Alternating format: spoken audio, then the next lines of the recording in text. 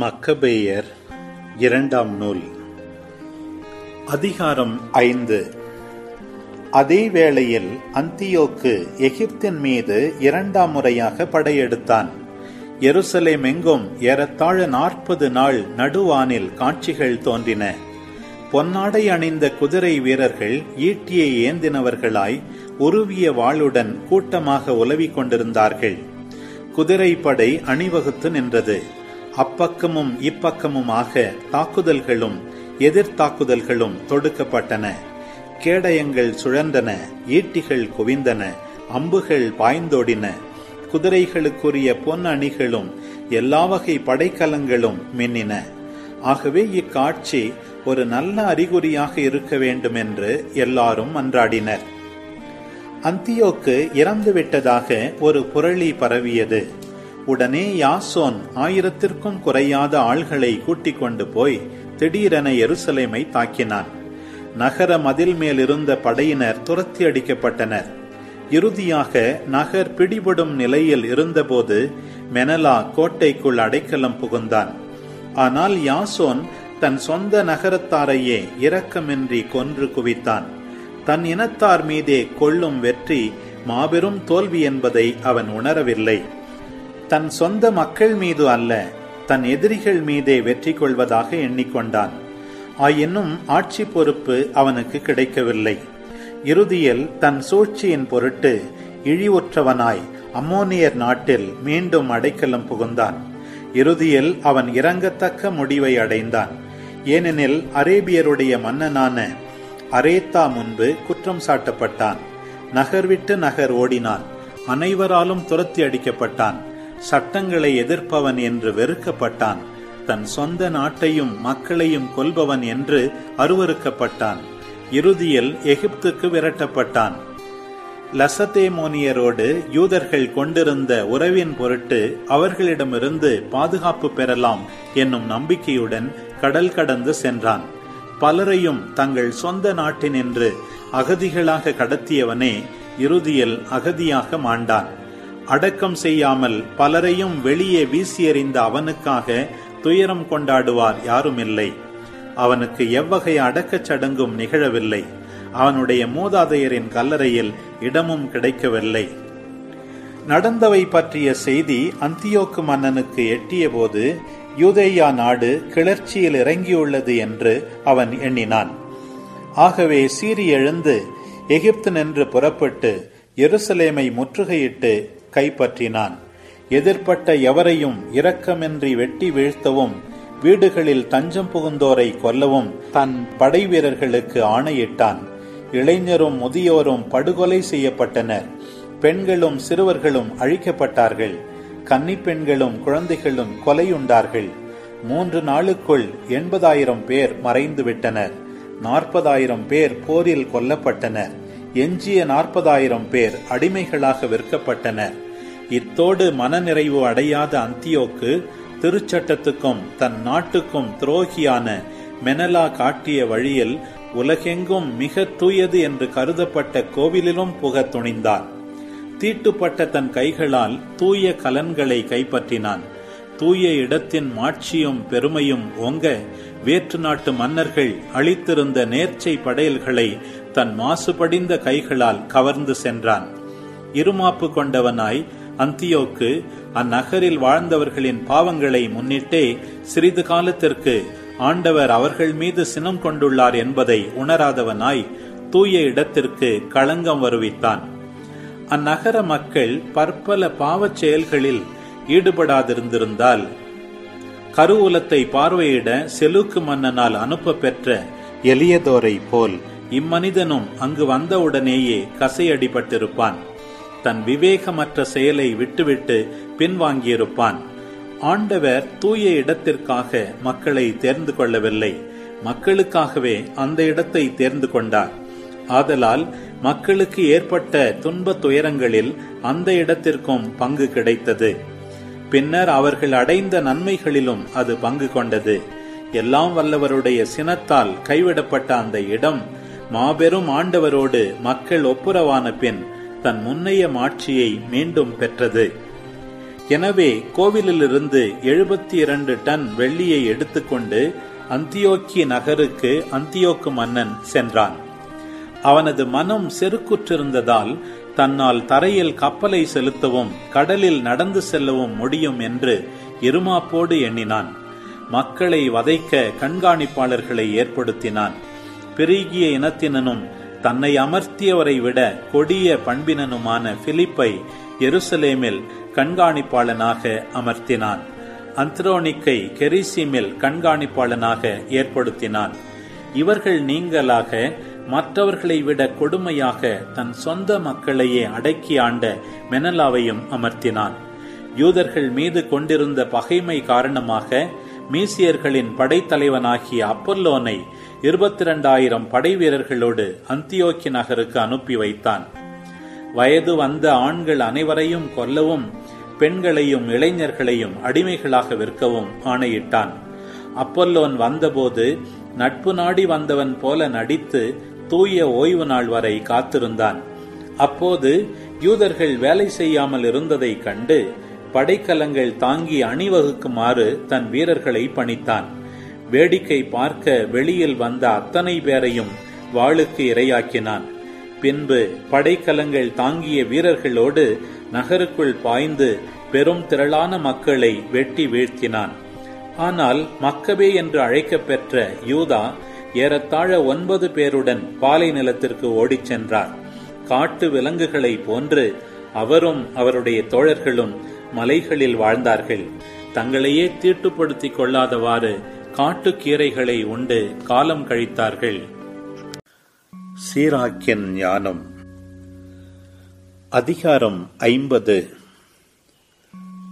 ஓனியாவின் மகன் சீமோன் தலைமை குருவாய் திகழ்ந்தார்.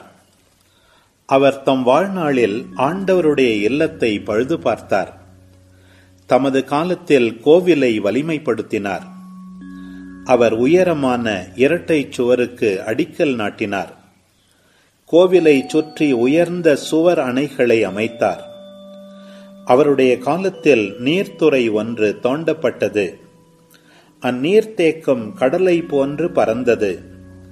தம் மக்களை அழிவினின்று காப்பாற்ற கருத்தாயிருந்தார். முற்றுகையை எதிர்த்து நிற்க நகரத்தை வலிமைப்படுத்தினார். திரையிட்டிருந்த தூயகத்திலிருந்து அவர் வெளியே வந்த வேளையில் மக்கள் அவரை சூழ்ந்து நின்றபோது எத்துணை மாட்சிமிக்கவராய் திகழ்ந்தார். முகில்களின் நடுவே தோன்றும் விடிவெள்ளி போன்று விளங்கினார். விழா காலத்தில் தெரியும் முழுநிலவு போல் ஒளி வீசினார். உன்னத இறைவனின் கோவிலுக்கு மேல் ஒளிரும் கதிரவன் போலவும் மாட்சிமிகு முகில்களில் பளிச்சிடும் வானவில் போலவும் காணப்பட்டார். முதற்கனிகளின் காலத்தில் மலரும் ரோசா போன்றும் நீரூற்றின் ஓரத்தில் அலரும் லீலி மலர் போன்றும் கோடை காலத்தில் தோன்றும் லெபனோனின் பசுந்தளிர் போன்றும் திகழ்ந்தார். தூப கிண்ணத்தில் இருக்கும் தீயும் சாம்பிராணியும் போலவும் எல்லா வகை விலையுயர்ந்த கற்களாலும் அணி செய்த பொற்கலத்தை போலவும் விளங்கினார். கனி செறிந்த ஒலிவ மரம் போலவும் முகிலை முட்டும் சைப்ரஸ் மரம் போலவும் இருந்தார். அவர் மாட்சியின் ஆடை அணிந்து பெருமைக்குரிய அணிகலன்களை புனைந்து தூய பலிபீடத்தில் ஏறிய போது திரு இடம் முழுவதையும் மாட்சிப்படுத்தினார். எரிபலி பீடத்தின் அருகே அவர் நிற்க மற்ற குருக்கள் மாலை போல் அவரை சூழ்ந்து கொள்ள அவர் அவர்களின் கைகளிலிருந்து பலியின் பாகத்தை பெற்றுக்கொண்ட போது லெபனோனின் இளங்கேதுரு மரம் போல விளங்கினார். அவர்கள் பேரீச்சை மரம் போல் அவரை சூழ்ந்து கொண்டார்கள். ஆரோனின் மைந்தர்கள் எல்லாரும் தங்களது மாட்சியில் ஆண்டவருக்குரிய காணிக்கைகளை தங்கள் கைகளில் ஏந்தி இஸ்ராயேலின் சபை முழுவதற்கும் முன்பாக நின்றார்கள். சீமோன் பலிபீட பணிகளை முடித்துக்கொண்டு எல்லாம் வல்ல உன்னத இறைவனுக்கு செலுத்த வேண்டிய காணிக்கையை ஒழுங்குபடுத்தினார். பின் தமது கையை நீட்டி கிண்ணத்தை எடுத்தார். திராட்சை ரசத்தை அதில் வார்த்தார். பீடத்தின் அடியில் அதை ஊற்றினார். அது அனைத்திற்கும் மன்னரான உன்னதருக்கு உகந்த நறுமணப் பலியாய் அமைந்தது. அதன்பின் ஆரோனின் மைந்தர்கள் ஆர்ப்பரித்தார்கள். வெள்ளியாலான எக்காளங்களை முழக்கினார்கள். உன்னத இறைவனை நினைவுபடுத்த பேரொலி எழச் செய்தார்கள். எல்லா மக்களும் ஒன்று சேர்ந்து விரைந்தார்கள். தரையில் குப்புற விழுந்தார்கள். எல்லாம் வல்ல உன்னத ஆண்டவரை வணங்கினார்கள். பாடகர்கள் தங்கள் குரல்களால் அவரை புகழ்ந்தார்கள். அதன் பேரொலி இன்னிசையாய் எதிரொலித்தது. ஆண்டவருக்குரிய வழிபாட்டு முறை முடியும் வரை இரக்கமுள்ளவர் திருமுன் மக்கள் வேண்டினார்கள். உன்னத ஆண்டவரை மன்றாடினார்கள். அதனோடு அவருடைய திருப்பணி நிறைவு பெற்றது. ஆண்டவருடைய பெயரில் பெருமை கொள்ளவும் அவருடைய ஆசியை தம் வாயால் மொழியவும் சீமோன் இறங்கி வந்து இஸ்ராயேல் மக்களின் முழு சபை மீதும் தம் கைகளை உயர்த்தினார். உன்னத கடவுளிடமிருந்து ஆசி பெற்றுக்கொள்ள அவர்கள் மீண்டும் தலை தாழ்த்தி வணங்கினார்கள். இப்பொழுது அண்டத்தின் கடவுளை போற்றுங்கள். எல்லா இடங்களிலும் அரியன பெரியன செய்பவரை, பிறப்பிலிருந்து நம் வாழ்வை மேன்மைப்படுத்துபவரை, தம் இரக்கத்திற்கு ஏற்ப நம்மை நடத்துகிறவரை புகழுங்கள். அவர் நமக்கு மனமகிழ்ச்சியை அளிப்பாராக. இஸ்ராயேலில் முந்திய நாள்களில் இருந்தது போல நம் நாள்களிலும் அமைதி நிலவுவதாக. அவருடைய இரக்கம் நம்முடன் என்றும் இருப்பதாக. நம் நாள்களில் அவர் நம்மை விடுவிப்பாராக. 2 வகை மக்களினத்தாரை என் உள்ளம் வெறுக்கிறது. 3ஆம் வகையினர் மக்களினத்தாரே அல்ல. அவர்கள் சமாரியா மலை மீது வாழ்வோர், பெலிஸ்தியர், செக்கேமில் குடியிருக்கும் அறிவற்ற மக்கள். எருசலேம் வாழ் எலையாசரின் மகனான சீராக்கின் மைந்தர் இயேசுவாகிய நான் ஞானத்தை என் உள்ளத்திலிருந்து பொழிந்தேன்.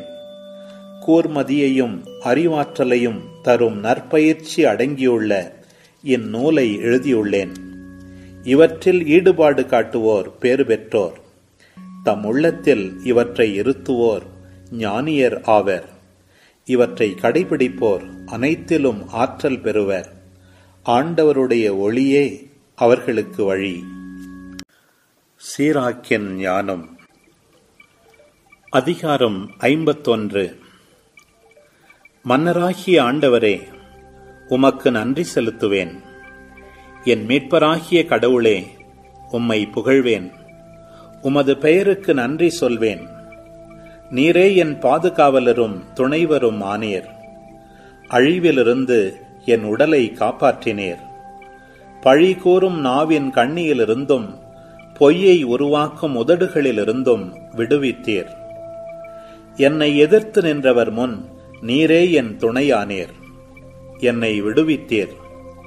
உம் இரக்க பெருக்கத்திற்கும் பெயருக்கும் ஏற்ப என்னை கடித்து விழுங்க துடித்தவர்களின் பற்களிலிருந்தும் என் உயிரை பறிக்க தேடியவர்களின் கைகளிலிருந்தும் நான் பட்ட பல துன்பங்களிலிருந்தும் என்னை விடுவித்தீர்.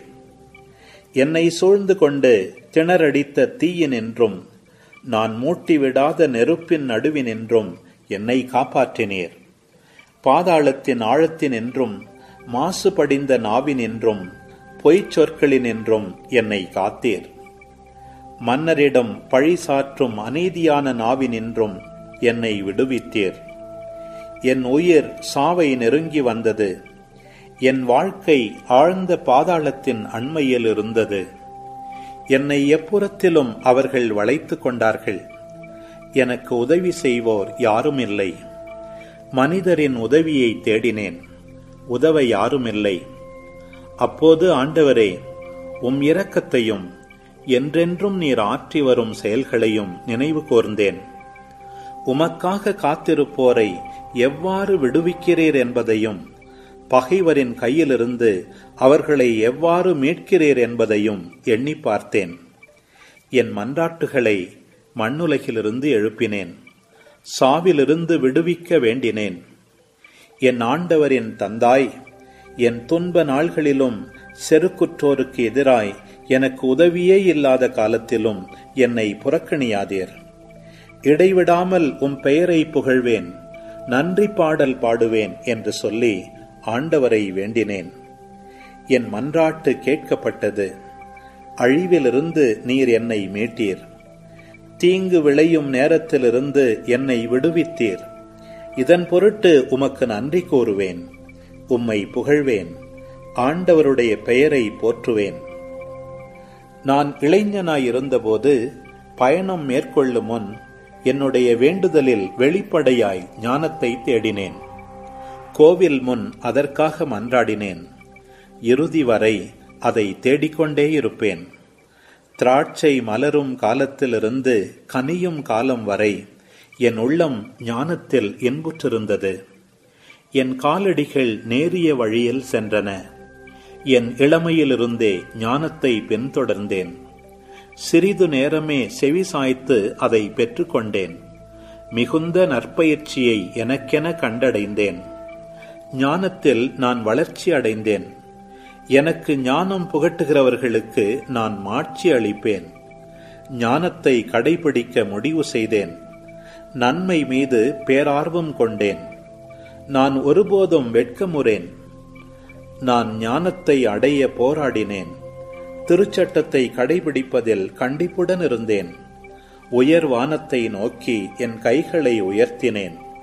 ஞானத்தை நான் இதுவரை அறியாதிருந்தது பற்றி புலம்பினேன். அதன்பால் என் உள்ளத்தை செலுத்தினேன். தூய்மையில் அதை கண்டுகொண்டேன். தொடக்கத்திலிருந்தே என் உள்ளத்தை அதன் மேல் பதித்தேன். இதன் பொருட்டு நான் என்றுமே கைவிடப்படேன்.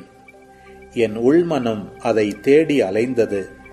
இதனால் நான் நல்லதொரு சொத்தினை பெற்றுக்கொண்டேன். ஆண்டவர் எனக்கு நாவை பரிசாக கொடுத்தார். அதை கொண்டு நான் அவரை புகழ்வேன். நற்பயிற்சி பெறாதோரே, என் அருகே வாருங்கள். நற்பயிற்சியின் இல்லத்தில் தங்குங்கள். இவற்றில் நாங்கள் குறையுள்ளவர்களாயிருக்கிறோம் என ஏன் சொல்கிறீர்கள்? உங்கள் உள்ளம் பெரிதும் தவிப்பது ஏன்? நான் வாய் திறந்து சொன்னேன். பணம் இல்லாமலேயே உங்களுக்கென ஞானத்தை பெற்றுக்கொள்ளுங்கள். ஞானத்தின் நுகத்தை தலை தாழ்த்தி ஏற்றுக்கொள்ளுங்கள். உங்கள் கழுத்துகளை வளைந்து கொடுங்கள். உங்கள் உள்ளம் நற்பயிற்சி பெறுவதாக. அருகிலேயே அதை கண்டுகொள்ளலாம். உங்கள் கண்களால் பாருங்கள். நான் சிறிதே முயன்றேன். மிகுந்த ஓய்வை எனக்கென கண்டுகொண்டேன். மிகுந்த பொருள் கொடுத்து நற்பயிற்சியை பெற்றுக்கொள்ளுங்கள். அதனால் பெருஞ்செல்வத்தை அடைந்து கொள்வீர்கள். ஆண்டவரின் இரக்கத்தில் உங்கள் உள்ளம் மகிழ்ச்சி கொள்வதாக. அவரை புகழ்வதில் என்றும் நாணம் கொள்ளாதிருப்பீர்களாக. குறித்த காலத்திற்கு முன்பே உங்கள் பணிகளை செய்து முடியுங்கள். அவ்வாறாயின் குறித்த காலத்தில் கடவுள் உங்களுக்கு பரிசு வழங்குவார்.